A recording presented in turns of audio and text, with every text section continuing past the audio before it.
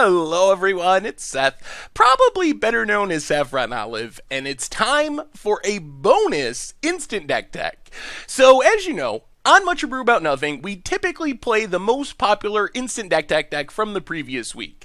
However, due to some weirdness with scheduling and how things worked out, all of our deck techs and the winning deck tech would not have been an Amonkhet deck, and I really wanted to play Amonkhet this week since the set just released, so instead of going with the instant deck deck, I decided to pick the deck I thought was sweetest from the SCG event last weekend, which was Aintrazi's blue-green ramp deck.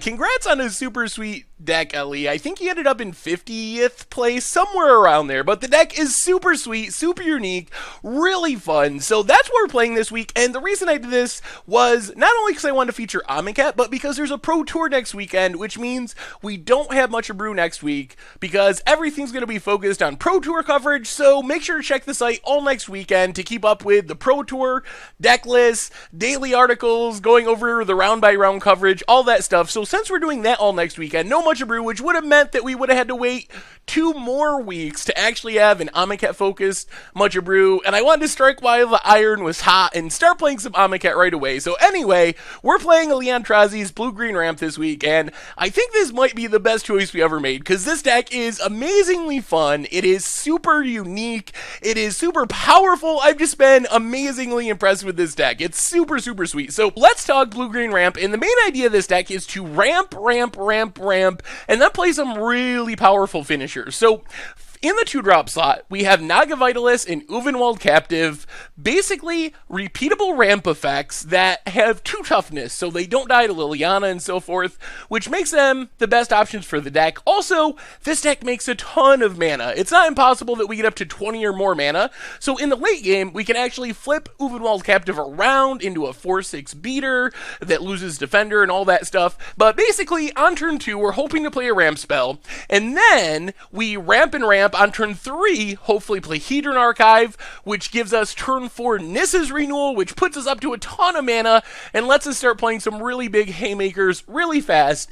And these cards are also really important for other reasons as well. So while Vitalist and Uvenwald Captive are just early game ramp, Hedron Archive in the late game helps us dig through our deck, find more answers, find more finishers. Once we have like 10, 15 mana, we don't really need the 2 extra mana so we can cash in for cards, and Nissa's Renewal is a great stabilization card because of the gaining of 7 life, so not only are we pulling lands out of our deck, but we're also gaining a huge chunk of life to make sure we stay alive against aggressive decks. So kind of the second plan of the deck is staying alive until we get to our big finishers, and for that we have a handful of fog effects in Haze of Pollen, which is one of the best fog effects in Standard. It is the best in Standard, and one of the best ever printed, because the downside of a fog effect is it does nothing in some matchups. If you play against a control deck, or a deck that doesn't really care about winning with creatures, your fog is just a dead card, so it's super risky to play a fog effect in the main deck, but since Haze of Pollen has cycling,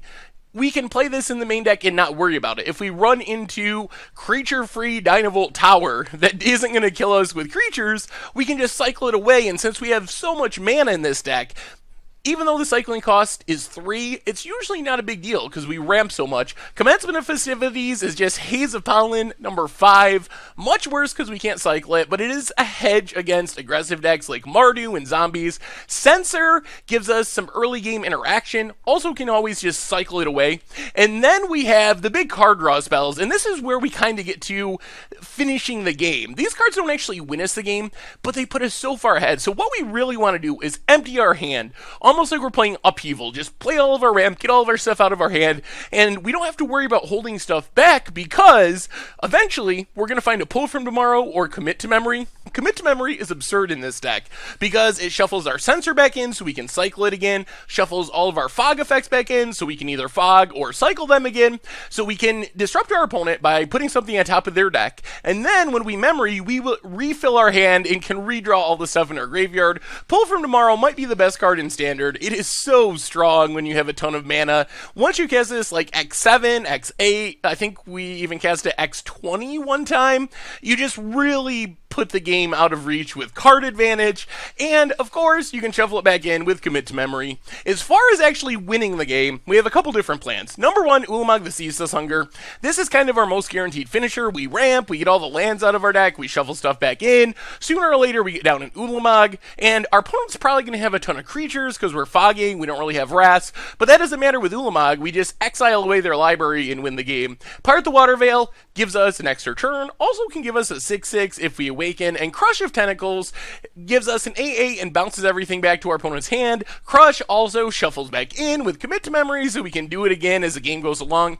And one of the neat things they did with like Nissa's Renewal, eventually we have all the lands out of our deck from our ramping, so when we cast a commit to memory, the memory half in specific, we're drawing 7 action cards, which greatly increases our chances of drawing Crush, drawing Fogs, drawing our finishers. As far as the mana base, Blighted Cataract draws us even more cards. We get a handful of blue and green duels, but not too many because we want to play a ton of basics to search them out with our Nissa's Renewal. As far as the sideboard, we kind of have a sweet aggro package in Commencement of Festivities, so we can go up to 7 total fogs.